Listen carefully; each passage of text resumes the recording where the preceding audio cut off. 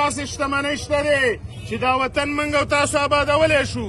موږ او تاسو ګورو د دې ماموندو د دې جنتي خاورې نه زموږ دا ځوانان ولې په مسافرو کې دي؟ ولې د نورو وطنونو دننه موږ خپل رزق او روزي ګټو؟ د دنیا ټول ولسونه قامونه په خپله خاوره کې ژوند او روزګار کوي، صرف دا پښتانه بدبختې وایي.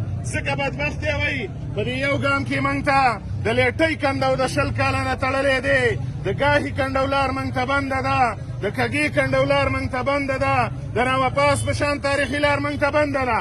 تاسو تپوس وکئ د دې مشرانو نه د دې کنډون نه خوا څوک پراته دي؟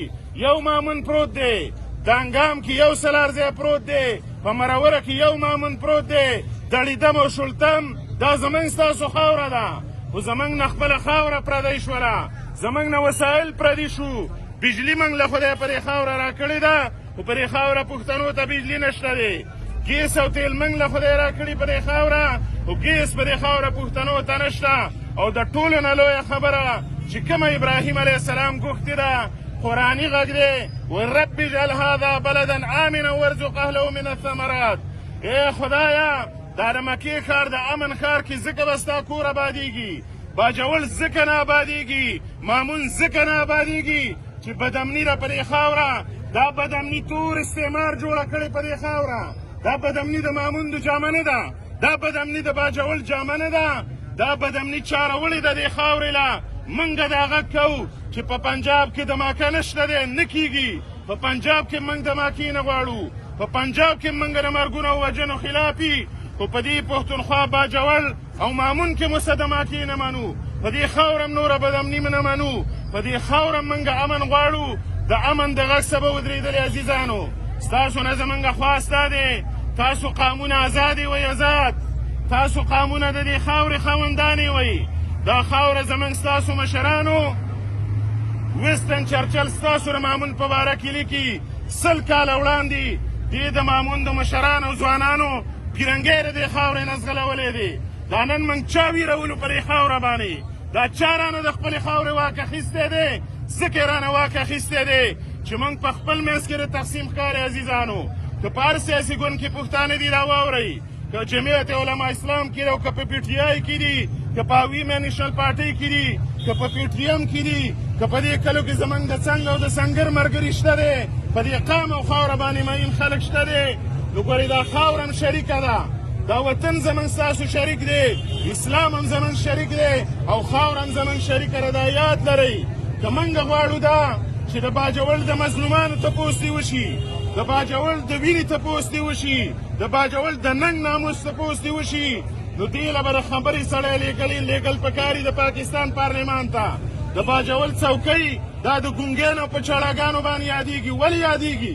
دا ټول باجوړ چاړهګان دي؟ نه، دا مامون، دا باجوړ، دا خو خبرو خلکو، دا د جرګو خلکو، دا وطن د راغونډېدلو خلکو، دا د یووالي خاوره و زموږ نه.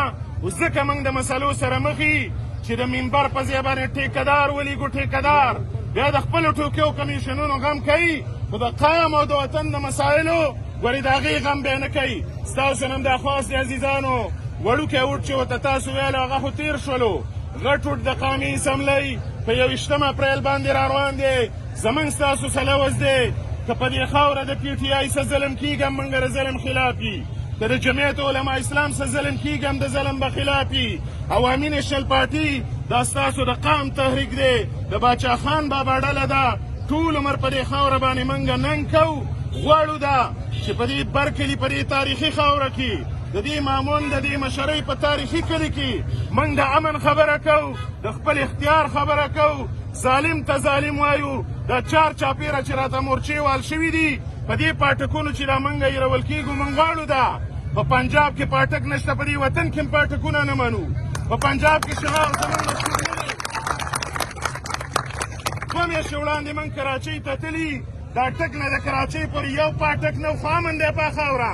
دا پاټکونه چې جوړ دي معنه دا چې دا امن نه راځي په دې خاوره باندې. دا د ډیورنډ په کرښه ازغن تارونه اخکل شوي دي، د تجارت لارې دا د بدامنۍ د کبله بندې شوي، خو بدامني د دې لارو د بندېدو څخه جوړه ده.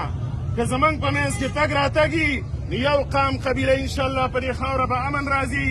ستاسو نه دا خواست کوو عزیزانو چې ګورئ ځوانانو ته مسایل ځوانانو واورئ.